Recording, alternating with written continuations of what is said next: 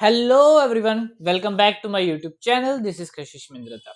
हमारा आज का क्वेश्चन है स्ट्रिंग पैटर्न मैचिंग। ठीक है, हमें क्या है कि एक स्ट्रिंग दी होगी और एक पैटर्न दिया होगा। ठीक है, हमें बताना है कि ये स्ट्रिंग इस पैटर्न को फॉलो करती है या नहीं। ठीक है, अब क्या है कि पैटर्न में हमारे पास तीन तरह की चीजें हो सकती हैं। एक तो सिंपल अल्फाबेट, ठीक है, दूसरा है स्टार, तीसरा है क्वेश्चन मार्क। ठीक है, अब क्या है कि क्वेश्चन मार्क का मतलब है कि यहाँ पे कोई भी एक करेक्टर आ सकता है। ठीक है, मतलब क्या है कि अगर मैं कहूँ, पहले ये भी बता दूं। ठीक है, और क्या है कि स्टार का मतलब है कि एनी लेंथ की स्ट्रिंग, कि मतलब यहाँ पे जब स्टार है तो यहाँ पे मैं कोई भी लेंथ की स्ट्रिंग डाल सकता हूँ। ठीक है, तो अब कुछ एग्जांपल्स देख लेते हैं जो ये पैटर्न को फॉलो करते हैं। तो एस ऐसे कैसे ही आएगा, क्यों? क्योंकि इधर कोई चॉइस नहीं है, चॉइस हमारे पास इन दोनों जगह पे है। ठीक है, अब इसकी जगह कोई भी लेंथ हो सकते हैं, तो ठीक है मैं कुछ भी लिख दूं जैसे ए बी सी। ठीक है, तो दैट डिनोट्स स्टार। ठीक है, उसके बाद मैंने डाल दिया ई। अब लास्ट में एक करेक्टर डालना है, कुछ भी डाल सकता हूँ, बी डाल सकता हूँ, ऐसे ही एस ए बी, ये डिनोट करता है मेरा स्टार। फिर उसके बाद में ई, फिर डी। ठीक है, ये डिनोट करता है मेरा दिस। ठीक है, फिर ऐसे एस ई डी। ठीक है, अब इसमें क्या है कि मेरा स्टार एम है। ठीक है, एस ई एन डी। ठीक है, तो ये क्वेश्चन मार्क है, ये मेरा एम है। तो क्या है कि स्टार जो है वो एम भी हो सकता है, कुछ लेंथ भी हो सकता है। ठीक है, मतलब कोई भी लेंथ हो सकती है। और क्या है कि यहाँ पे एग्जैक्टली वन करेक्टर आना चाहिए क्वेश्चन मार्क पे। अब हमें बताना है कि ये वाला पैटर्न फॉलो करती है या नहीं। ठीक है, अब क्या है कि इन दोनों को मैच कराना है ना मेरे को, तो सबसे बेस्ट ऑप्शन क्या है कि मैं दो पॉइंटर ले लेता हूँ। ठीक है, तो जैसे मैंने यहाँ पे समर ले लिया, तो मैं क्या करता हूँ, करेक्टर बाय करेक्टर मैच करता हूँ। ठीक है, एक मैंने पॉइंटर ले लिया यहाँ पे, एक यहाँ पे। ठीक है, सबसे पहले मैं इन दोनों को कंपेयर करूंगा। ठीक है, जैसे मेरा आया एस एस, तो मेरे एस एस तो कंपेयर हो गया। ठीक है, दोनों ठीक है। अब क्या है कि ये पॉइंटर मेरा कहाँ चला जाएगा, नेक्स्ट पॉइंट पे। ठीक है, फिर मेरा आया यू एंड स्टार पे। ठीक है, हम ये देखेंगे कि इन दोनों को कैसे कंपेयर करना है। ऐसे ही ठीक है, हम स्टेप बाय स्टेप कंपेयर करेंगे। मान लो कि दो पॉइंटर ले लिए, this denotes I, this denotes J. ठीक है, तो क्या है कि हमें इन दोनों को कंपेयर करना है। अब क्या है कि कंपेयर कैसे करेंगे वो देखते हैं। हमारे पास देखो आई इंडेक्स पे जो एलिमेंट है वो तो हमेशा अल्फाबेट होगा। ठीक है, क्योंकि स्ट्रिंग में सिर्फ अल्फाबेट्स है, इधर हमारे पास अल्फाबेट्स एंड अदर सिंबल्स है। तो ऐसे हो सकता है कि दोनों ही अल्फाबेट्स हो। ठीक है, अब क्या है कि फंक्शन फंक्शन की फॉर्म में लिखते हैं, रिकर्शन हम बनाने की कोशिश करते हैं। ठीक है, हमारे पास क्या है कि जैसे मान लो कोई फंक्शन है। ठीक है, उसमें क्या चीजें चेंजेस होंगी। ठीक है, एक आई वेरिएबल, एक जे वेरिएबल। ठीक है, विच डिनोट्स की हम करंटली किस एलिमेंट को कंपेयर कर रहे हैं। ठीक है, इनिशियली क्या है कि आई जीरो होगा, जे जीरो होगा, मतलब हम पहले एलिमेंट से स्टार्ट करना शुरू करें कंपेयर। ठीक है, फिर आगे आगे बढ़ते जाएंगे। तो फंक्शन में होगा आई जे, बाकी भी होंगे। ठीक है, बट क्या है कि जो चेंज हो गए मैं वही लिख रहा हूँ। ठीक है, बाकी क्या है कि कांस्टेंट वैसे के वैसे ही जाएंगे। ठीक है, अब क्या है कि मेरे पास यहाँ से तीन पॉसिबिलिटी निकलती हैं। ठीक है, आई पे तो हमेशा अल्फाबेट ही है, जे पे मेरा क्या हो सकता है, एक मेरा हो सकता है अल्फाबेट, क्वेश्चन मार्क या स्टार। अब क्या है कि कैसे इफेक्ट पड़ेगा, सबसे पहले तो बेस कंडीशन देख लेते हैं। ठीक है, ये मैं रब कर देता हूँ। ठीक है, बेस कंडीशन क्या होगी। ठीक है, अब देखो कि अगर मेरा आई और जे दोनों ही मेरा एंड पे पहुंच जाए। ठीक है, कि अगर मैंने क्या किया, मेरा ऐसे होता। ठीक है, अभी एंड में होता है, मतलब एट एनी स्टेज मेरा दिस होता है। ठीक है, अब क्या है कि इसके बाद मेरे को पता है कि आर मैच कर रहा है इसके साथ। ठीक है, बिकॉज इसका मतलब है कोई भी करेक्टर आ सकता है, आर आ गया तो ठीक है, तो ये क्या है कि एंड में चला जाएगा, तो दोनों पॉइंटर एक एक आगे जाएंगे। तो दोनों पॉइंट, दोनों जब अपनी रिस्पेक्टिव, ये स्ट्रिंग की लेंथ में एंड में चला गया, ये पैटर्न की लेंथ के एंड में चला गया। ठीक है, तो अगर दोनों एंड में चला जाए, ठीक है, इसका मतलब क्या है कि दोनों एग्जैक्टली मैच हो चुके हैं। ठीक है, तभी एंड में गया। अगर मैच नहीं होते तो क्या होता कि कोई एंड में होता, बाकी कोई इधर होता, कोई इधर होता। ठीक है, बट अगर दोनों सेम टाइम पे एंड पे पहुंच जाए, ठीक है, इसका मतलब है कि मैच हो गया है। ठीक है, तो मेरा पहली बेस कंडीशन क्या आ गई, बी वन लिख लेते हैं उसे। ठीक है, कि अगर मेरी आई जो है, आई किसको रिप्रेजेंट कर रहा था, स्ट्रिंग की लेंथ को, I equals to string length and J मेरा पैटर्न की लेंथ के इक्वल है। इसका मतलब क्या है कि दोनों मेरे मैच हो गए, तो इस केस में मैं कर दूंगा रिटर्न ट्रू।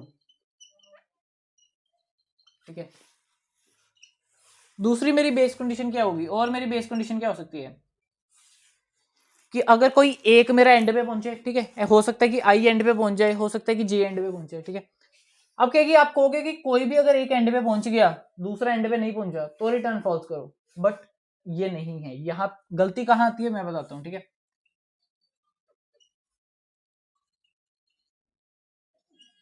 अगर मान लो कि एंड में मेरे स्टार आ गए, ठीक है, सबसे पहले ये एस को कंपेयर करेगा, मैच, आगे यू पे, फिर एम पे। ठीक है, अब क्या है कि फिर ये यहां पे पहुंच जाएगा।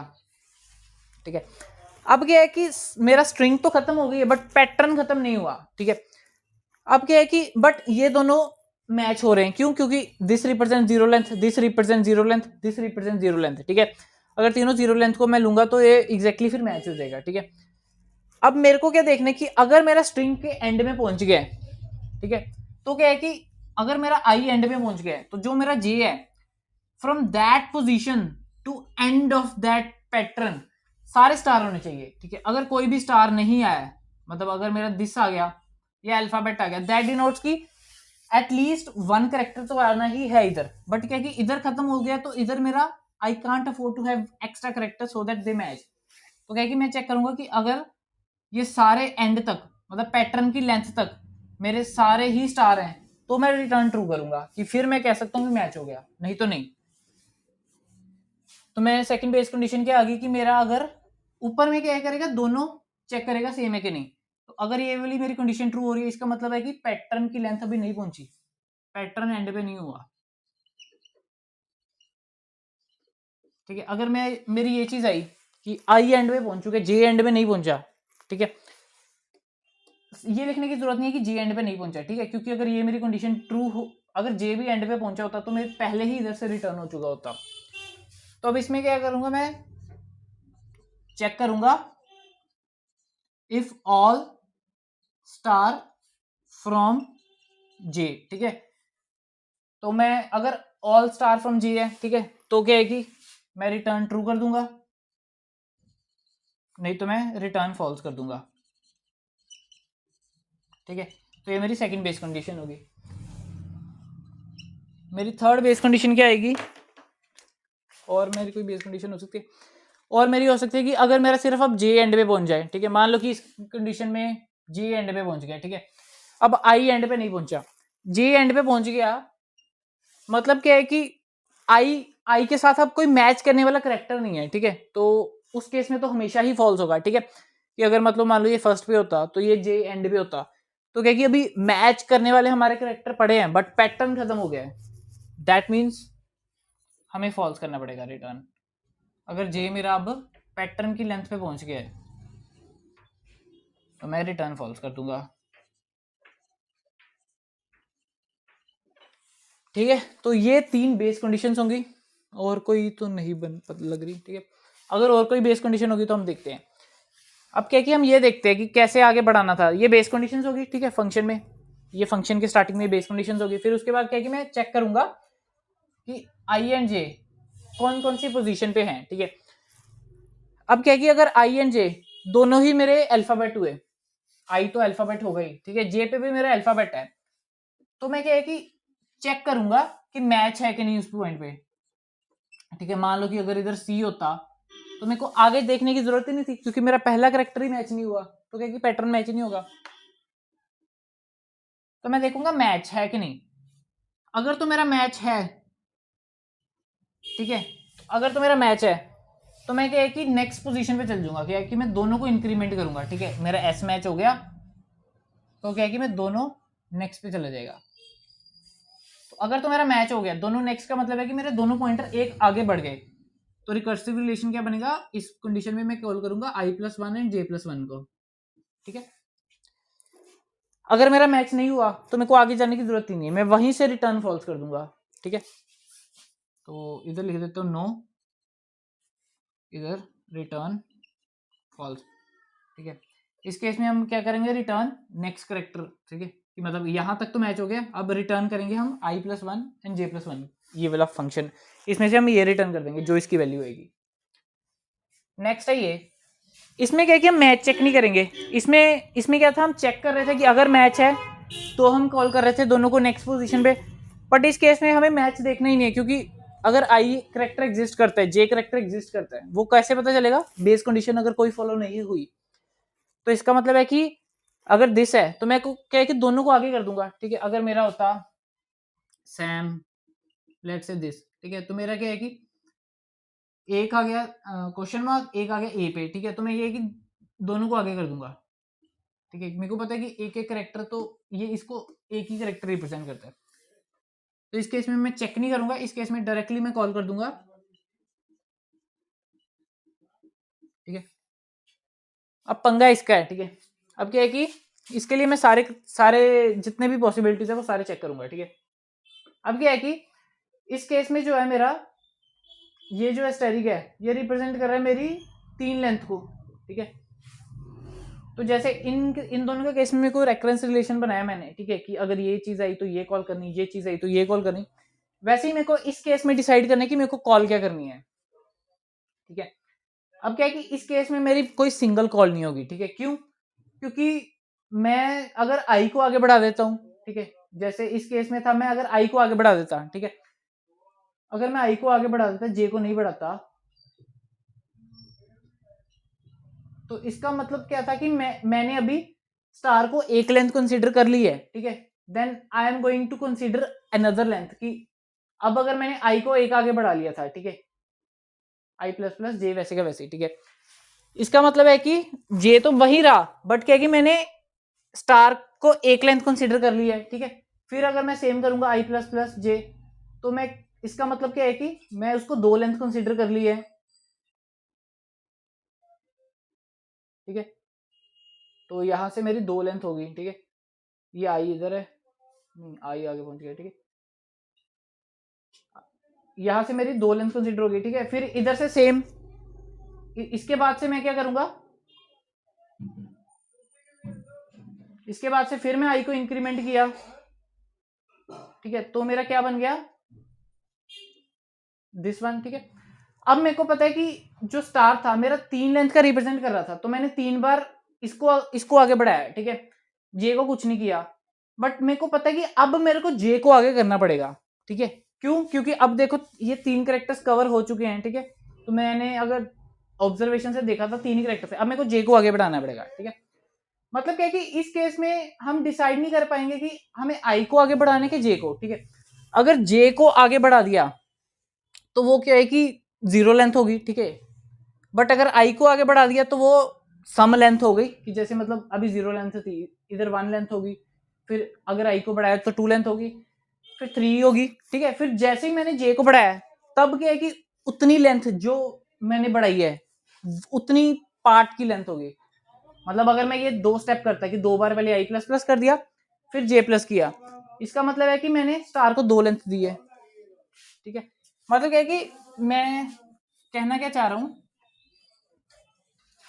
कि जो मेरा फंक्शन है आई एन जे का, इधर से मैं एक कॉल करूंगा function of I plus one and J, and दूसरी कॉल करूंगा function of I and J plus one, ठीक है। मतलब क्या है कि मैं कहना चाह रहा हूं कि अगर मैंने इसको कॉल किया, जैसे मेरा था समर,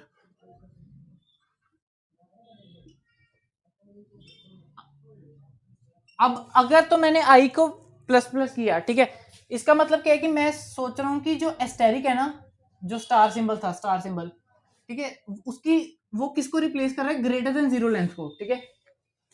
अब क्या है कि अब क्या है, अगर मैंने आई को बढ़ाया तो क्या है कि मेरा स्टार है वो एटलीस्ट 1 लेंथ का तो होगा ही होगा, ठीक है, क्योंकि ये यही रहा और आई बढ़ गया। और अगर मैंने सिर्फ जे को बढ़ा दिया, तो इसका मतलब क्या है कि मैंने इसको 0 लेंथ का कंसिडर किया है, 0 लेंथ का, ठीक है। तो मतलब क्या है कि मैं दोनों पॉसिबिलिटी चेक करूंगा, इसको 0 लेंथ दे के चेक करूंगा कि क्या मेरा रिजल्ट आ रहा है कि नहीं, फिर मैं इसको कोई पर्टिकुलर एक्स लेंथ दे के देख रहा हूँ कि आ रहा है कि नहीं, ठीक है। मतलब क्या है कि we are trying for every possible combination, ठीक है, कि मतलब इसको पहले 0 लेंथ से रिप्लेस कर दिया, फिर 1 से 2 से, कहीं से अगर मेरा आंसर आ गया एंड तक तो मैं उसे ट्रू कर दूंगा, अगर किसी से नहीं आया तो मैं रिटर्न फॉल्स कर दूंगा। तो क्या है कि इन दोनों का जो आंसर आएगा उनको और करना पड़ेगा मेरे को, ठीक है। और क्यों करूंगा, क्योंकि अगर इससे आंसर आ गया तो भी ठीक है, इससे आंसर आ गया तो भी ठीक है, तो मतलब मेरे पास दोनों से आंसर आना पॉसिबल नहीं है, ठीक है। या तो स्टार रिप्रेजेंट जीरो लेंथ या 1 या 2, कोई एक पर्टिकुलर ही हो सकती है, तो वही फाइंड करने के लिए हम दोनों को करेंगे। तो इधर क्या है कि मैं कॉल करूंगा एक तो function of I plus one J, and दूसरी मैं कॉल करूंगा function of I and J plus one, और इन दोनों का और कर दूंगा, रिटर्न करूंगा, ठीक है। अब क्या है कि इसी को एक्सपेंड करके देखते हैं एक बार, ठीक है। जैसे आई जे था, ठीक है, इससे जो मेरी पहली कॉल जा रही थी ग्रेटर देन जीरो लेंथ की, ठीक है, वो जा रही थी आई प्लस वन एंड जे, ठीक है। इधर क्या हो गया, मेरा एक लेंथ होगी, ठीक है, क्योंकि मैंने आई बढ़ा दिया, स्ट्रिंग को मैंने आगे बढ़ा दिया।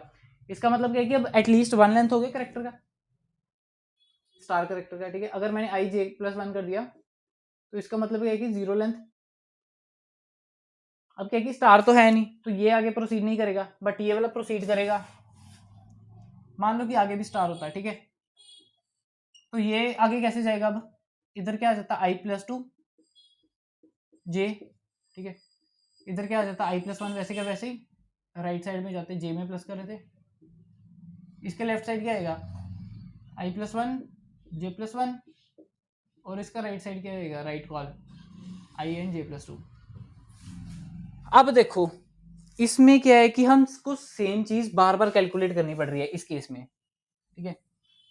जब मैंने ये दो कॉल्स किया, ठीक है, अब क्या है कि दो कॉल्स को मैंने एक्सपेंड करके देखा तो ये मेरा पार्ट कॉमन आ रहा है, ठीक है, मतलब क्या है कि दो बार कैलकुलेट हो रहा है, ठीक है। अब क्या है कि इसकी जितनी भी डेप्थ होगी, इसकी जितनी डेप्थ, वो सारी मेरे को दो दो बार कैलकुलेट करनी पड़ेगी। मतलब क्या है कि यहाँ मेरी टाइम कॉम्प्लेक्सिटी बढ़ रही है, तो क्या है कि मेरे को इसको स्टोर कराना होगा वैल्यूज, ठीक है, दैट इज डायनेमिक प्रोग्रामिंग, ठीक है। बट मैं उसमें नहीं जाऊंगा, मेरा मेन मोटिव था कि इसमें आपको बताना कि कैसे मैं रिकर्शन ट्री लगा के सारे पॉसिबल कॉम्बिनेशन को अप्रोच करूंगा, ठीक है।